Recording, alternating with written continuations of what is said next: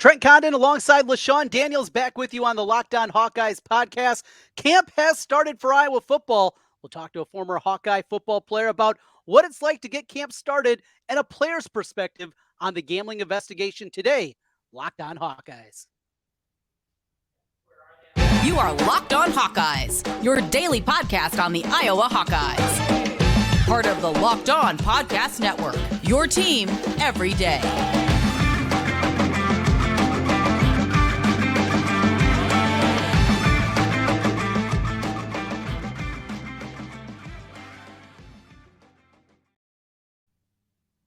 He's LeShun Daniels, and this is the Locked On Hawkeyes podcast. Thanks for making Locked On Hawkeyes your first listen every day. We're available wherever you get podcasts. You can also find us on YouTube while you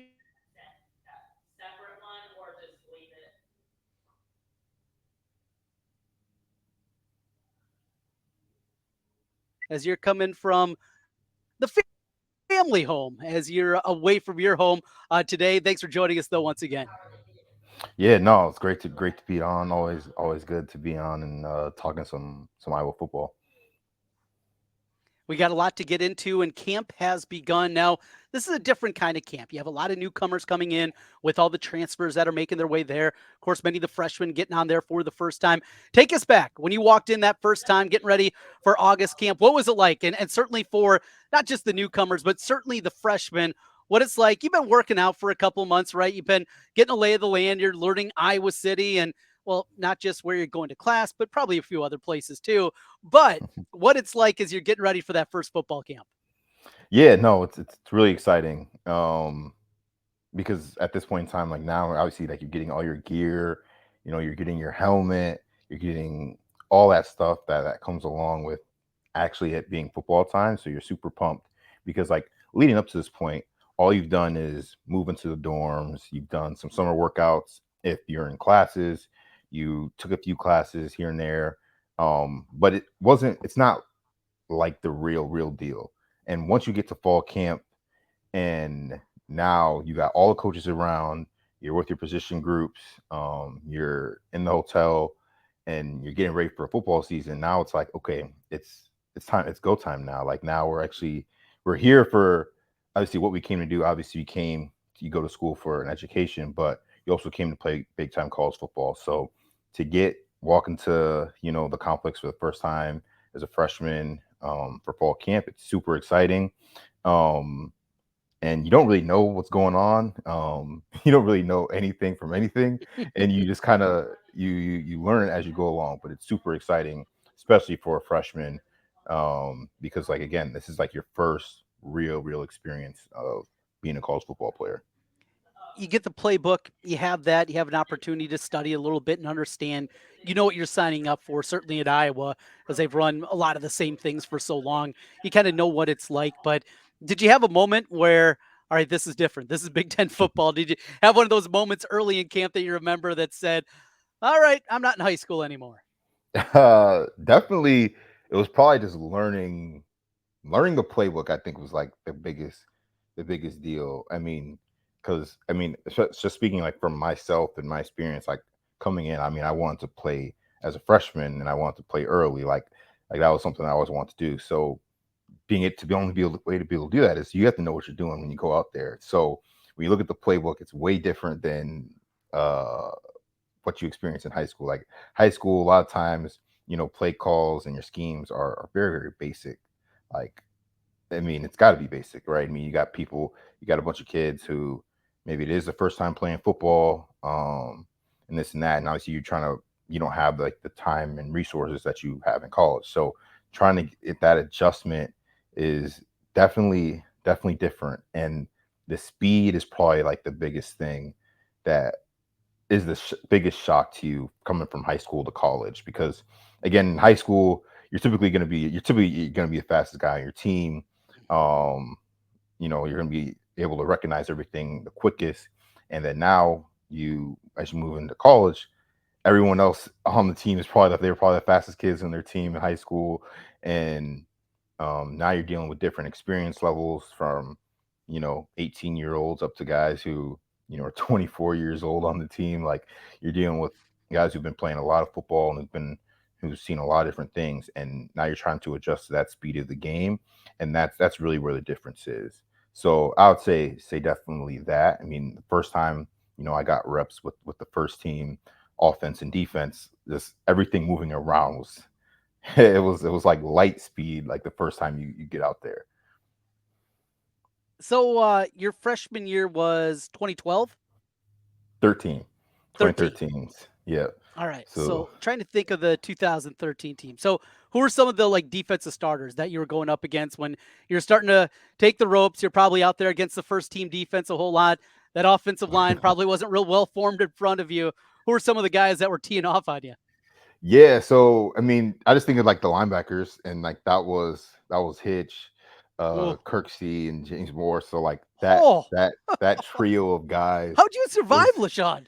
uh it was definitely a culture shock for sure. I mean, because obviously all Man, three of those guys were phenomenal football players. And obviously Hitch and Kirksey had continued to play professional football. I mean, up to this day. So like, um, yeah, there's some really really good football players and guys that flew around, and obviously whenever you had to go in and do a blitz pickup on those guys, it was never really a fun time. Um, so yeah, like those were like the three that come to mind, and you had like Carl Davis, hmm, um, big dude. yeah, huge, huge guy who ate up offensive linemen. But yeah, those are some like the defensive guys that just immediately come to mind from that 13 team. What one more on this, and speaking of getting laid out by those linebackers and the big defensive lineman when you're out there the first time, did you have a moment early on where you did something, where you got one, you had a little juke, you had a little wiggle, you did something, you had a stiff arm, one of those moments that also maybe made you realize, hey, I can hang with this group? It was probably when I guess it wasn't on like the first group, but it was like when I started working with that second group offense going against the second team defense. And at the time there was a safety, Nico Law, Yeah, who was at big Iowa. hitter. Yeah, big hitter. And it was like an inside zone play or something like that. It was a play in the middle, made the right read, got to the second level, and just ran him over. Just like it was probably it was early in camp, so it was like one of our first like few days, like when we were in like full pads, and it was like that was what kind of like really set it off, got like the entire offense hype and whatnot. So that was probably like my first like, yeah, like obviously like yeah, like I'm gonna be able to do this for sure. That is awesome. Well, love talking Iowa football, and we take a look forward at the offense. We're going to do that a little bit later on here. You mentioned blitz pickup, and that's something I want to talk to you a little bit about with Caleb Johnson, and something that Kirk Ferentz mentioned back in Big Ten Media Days about him becoming kind of that full running back, and that's certainly a component of that. We're going to get into that, but first we're going to talk about the gambling investigation, get LeShun's perspective on what was handed out as we find out the news of Aaron Blom, the backup kicker and punter, and what that means for Iowa going forward, and what we still wait for. We know Noah Shannon's also involved. There's other names that have been bandied about, but those are the ones that we know for sure. We'll get LeShun's perspective about that when we continue here. This is the Locked On Hawkeyes podcast. Today's episode of the Locked On Hawkeyes podcast is brought to you by LinkedIn Jobs. LinkedIn Jobs helps you find the candidates that you are looking for and do it faster. These days, every new potential hire can feel like a high-stakes wager for your small business, and you want to be 100% certain that you have access to the best qualified candidates available. That's why you have to check out LinkedIn Jobs. LinkedIn Jobs helps you find the right people for your team faster, and this is important, for free. All you have to do is add your job and the purple hashtag hiring frame to your LinkedIn profile. That spreads the word that you're hiring. Simple tools like screening questions make it easy to focus on candidates with just the right skills and experience so you can quickly prioritize who you'd like to interview and hire. Finding that right person for your team, for your business is so important, and that's what LinkedIn Jobs works with you. That's why it's small businesses rate LinkedIn Jobs number one in delivering quality hires versus leading competitors. LinkedIn Jobs helps you find the qualified candidates you want to talk to faster. Post your job for free at linkedin.com/lockedoncollege. Again, that's linkedin.com FanDuel.com/LockedOnCollege to post your job for free. Terms and conditions apply. Trent Condon back alongside LeShun Daniels with you on the Locked On Hawkeyes podcast. Thanks for making Locked On Hawkeyes your first listen every day. While you're here, make sure you hit that subscribe button. If you're watching us on YouTube, 5-star reviews on the podcast side helps us get in front of more Hawkeye fans. All right, LeShun, the gambling investigation, though it is not complete, the Iowa DCI says that it is still an ongoing investigation. It does feel like kind of the biggest news is out of the way, and that is Aaron Blom betting on an Iowa football game, a game that he did not play in back in 2021. That's a no-no. And there's been so many parts of this from my perspective that, okay, you can understand, right? Guys betting on an NBA game, a guy's betting on a baseball game. You kind of roll your eyes, even betting on an NFL game as a college football player. No, it's not right. And we're not talking about guys that are betting thousands of dollars a game. It's a lot of low level. But LeShun, these guys had to know you just can't do it, right? Yeah, I mean, it obviously, like, it sucks. Like, the entire situation just sucks, right? It's just completely brutal. Everyone involved, all throughout, obviously, the state of Iowa. Obviously, there was a bunch of big news that came out of Iowa State as well. And it's something that that was definitely talked about. I know, and maybe it was brought up more over the past few years, especially with how easy it is to be able to do it on your phones nowadays. Because, I mean, like, when I was in school, it wasn't as big of a deal. So, I mean, it was something that was talked about, but it was never anything major. Apparently, like, earlier in Coach Ferentz's tenure, that they actually used to bring, like, authorities in, and they would talk about, like, college gambling, like, with the players. But it wasn't something that that was done during my time. But I'm assuming, like, over the past few years, there's had to been something that has been talked about, because obviously it's grown to exponential levels at this point in time. I mean, anyone can sign up for any app on their phone and place a bet within the span of 30 seconds. So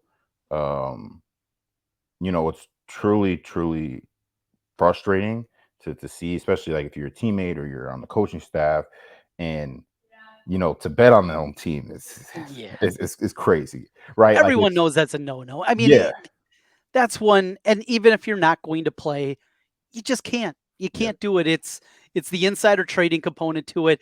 And that's the other part too. It doesn't look like it was a substantial amount of money. Is it worth the $25, $50 to bet on your own team? Yeah, they're not betting against them. The DCI has maintained there has been nothing that has shown them that there was any game fixing or point shaving. That's not what this is about. But even betting on your own team to win, you just can't do that. And that is a hill too far. I don't have a problem with guys that make that mistake betting on their own team, losing their college eligibility. I think that's going for making a kind of a silly, dumb mistake. That's taking it to another level. Yeah. I mean, like, like, it's crazy. I mean, it's literally insider trading. I mean, that's literally what it is.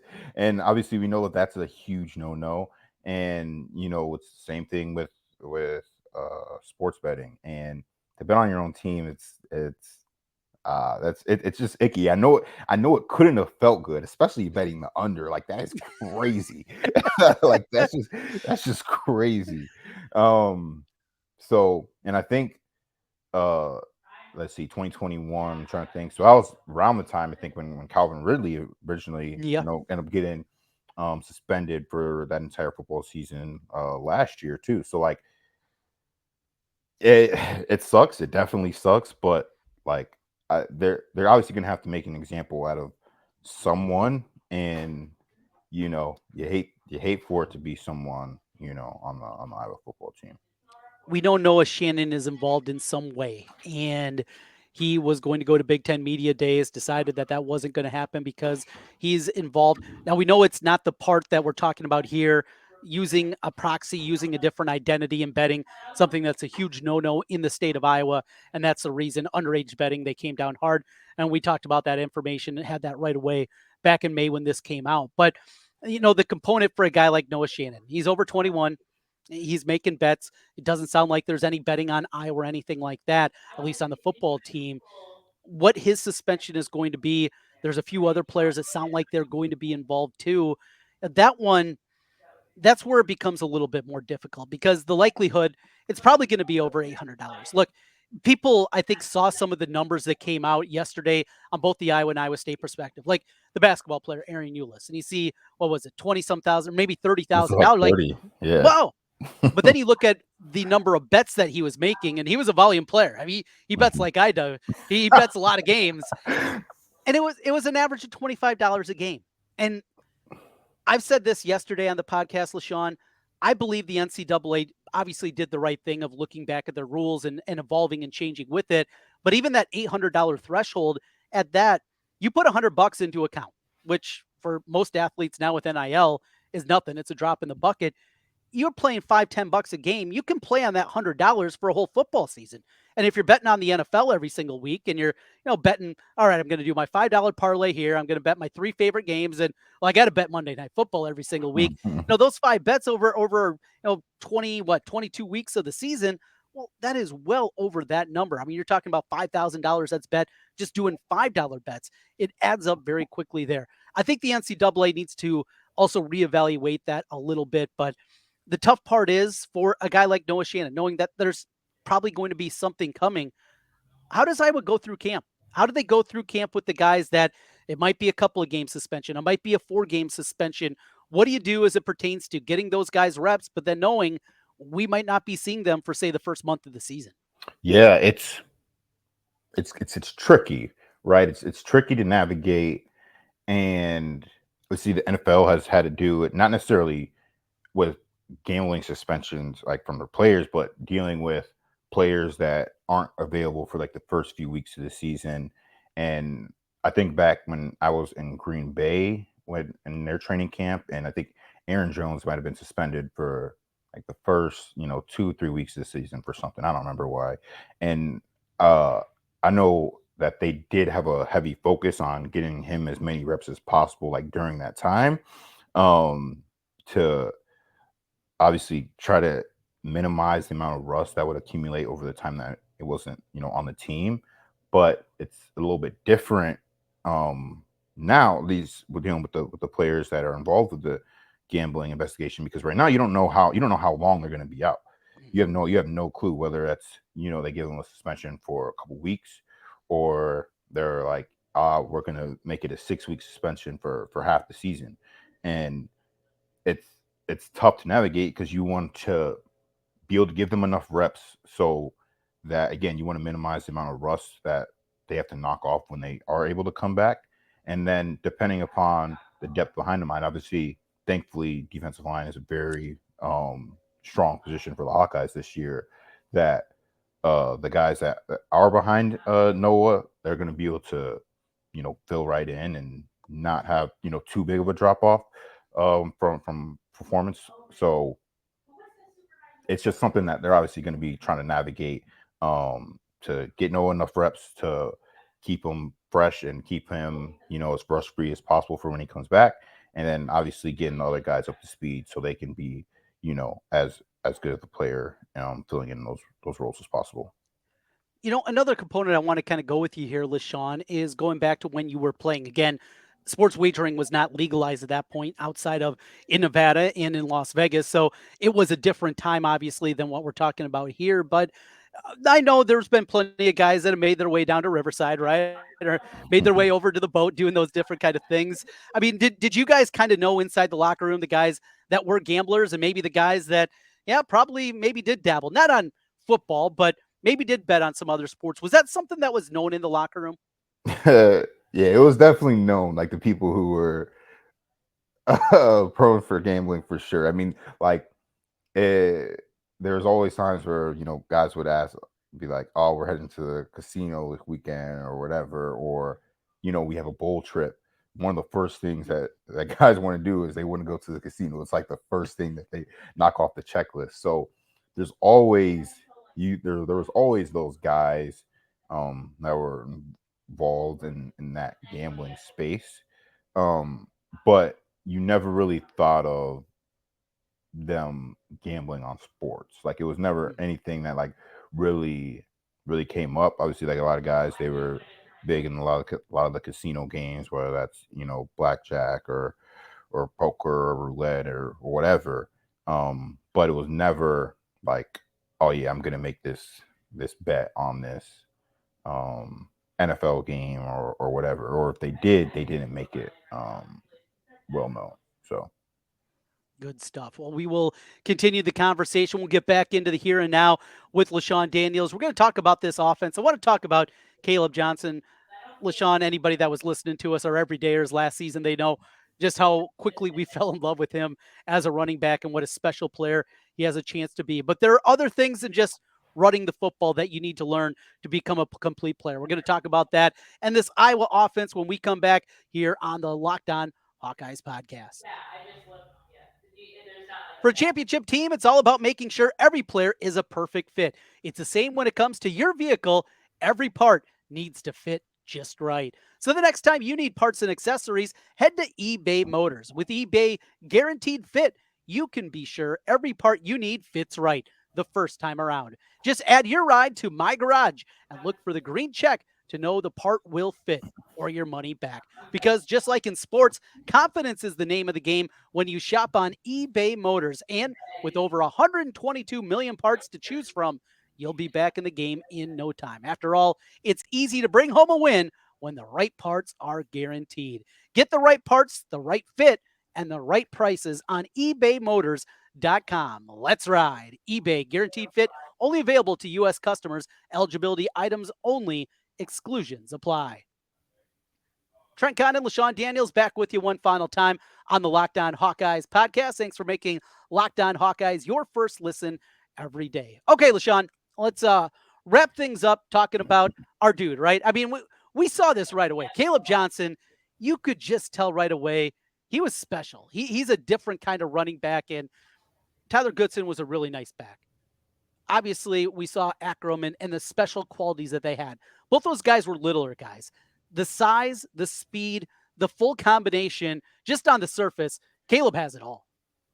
Yeah. I mean, he does. He's what you look for when you think of a franchise running back. That's what you think of. A guy, 6'1", 220 pounds. They can run 4.5 or faster, and they have the threat to take the ball for a long touchdown run at any time they touch it. Like that's what you're looking for in a franchise back. And we saw several times throughout the season last year that Caleb has that type of ability, and it's going to be interesting to see his development this season. I mean, you saw that he added like 10 pounds over the off season to the frame, and then now when you get a full off season complement of college strength and conditioning, you're going to be stronger, you're going to be faster, you're going to be quicker. And now that you've seen everything, seen a bunch of football as a freshman, now you're going to be able to react and see things that much better. You're going to be able to see the hole easier. You're going to be able to make those decisions quicker, which are going to be huge helps for the offense. And this year is something that I really want to see him make that next jump, and that is being a person that can play on all three downs. And that's really what's going to separate him from being a really good runner of the football to really being that total offensive package. One thing that Coach Ferentz mentioned last week at Big Ten Football Media Days, he was talking about the full part of it. He was talking about blitz pickups. That's something, and I think we've talked about this before, but for our listeners and our watchers out there, relay just how difficult it is to pick up a blitzer. I mean, now look, I was a middle school quarterback and I was terrible at it, but I cannot imagine that somebody that's got a full head of steam coming out there, and you got to get up there and you got to get your nose and you got to stick this guy that's coming full speed at you. How difficult is it? It's not fun. I'll tell you what. Yeah. It's not fun. But there are, that it's something that's going to come with the territory, with being a running back, especially if you want to play all the time. Like, you got to be able to have that skill set in your toolbox. So it's not easy, because first off, you got to understand the scheme. You got to understand how the offensive line is protecting and knowing who they're blocking and knowing what your responsibility is. So knowing what your responsibility is half the battle. And it's easy in fall camp because the defense, our defense doesn't do anything too crazy. It's Mhm. very basic stuff when it comes to pass protection. But now when you get into the season and some other teams start, throwing a lot of different things at you, you're having to re-ID who the mic is, so the line know who they're sliding to, and then you being the running back, you end up being essentially like that cleanup guy. So you got to know who they aren't accounting for. So knowing all that is half the battle, and then the other half is just being able and willing to stick your face in there and give a good strike to a linebacker or safety or sometimes even a corner. And that's something that's not easy. A lot of guys don't like. I mean, most guys don't like doing that. It But there's sounds awful. yeah, but there's a ton of guys that just won't do it, and um, that can be a big detriment to the amount of playing time that they get. So thankfully for Caleb, he's got a good size and frame to him, so he's not just going to be just run over. But now it's just like, okay, am I willing to go ahead and stick him and use my hands and not cut every single time there's a blocker? Because again, you can't necessarily cut all the time, because now sometimes if a offensive lineman gets free and they can come off to try to help you and block, you don't want to get a chopping blocking penalty, or you don't want to go ahead and try to cut someone and then they end up falling in someone's legs and getting someone hurt. So there's a lot of things that go into it, and you know all that stuff. It's not a fun time for the running back, but you know that if you can do that, like, it keeps you on the field more. It gets you on the field on third downs. So now you're able to have opportunities where you can go out and you can catch the football and be more of a dynamic of player instead of just getting the ball handed to you. Our first season together last year, it was awful. I mean, there was just no way about it. The offense and certainly the offensive line. They bring in a couple of transfers, guys that you feel like are going to help out. Also, the young guys that have taken their lumps, they're veterans now. Kind of the excuses are over. How much better do you think the offensive line? Kirk, he was very, very excited, I thought, about the offensive line. That was a surprise, just how high it felt like he is on this year's offensive line. Are you in the same spot? Do you believe that they can make that big of a jump and not become, one of the elite offensive lines in the country, but at minimum become competent, become above average this year? Do you think they can make that kind of leap? Yeah, I mean, I think they can make that kind of leap just because I believe in the coaches that they have that are going to coach, that have experience coaching offensive line in that building, and the fact that these guys have seen a lot of football, that they're going to be able to get those guys on the right track. I mean, I remember just talking with Coach Ferentz when I was back at Iowa for the Northwestern game last year, and we talked a bunch over my time when I was there, and we spent a good amount of time just talking about the offensive line and just the progress that needed to be made. I mean, he knew that they weren't there yet, and that they had a lot of things that had to be corrected and fixed. And obviously, you knew that they're young guys, but also understood, like, you know these guys, they're playing a lot of football. Like, we're gonna need some more out of them.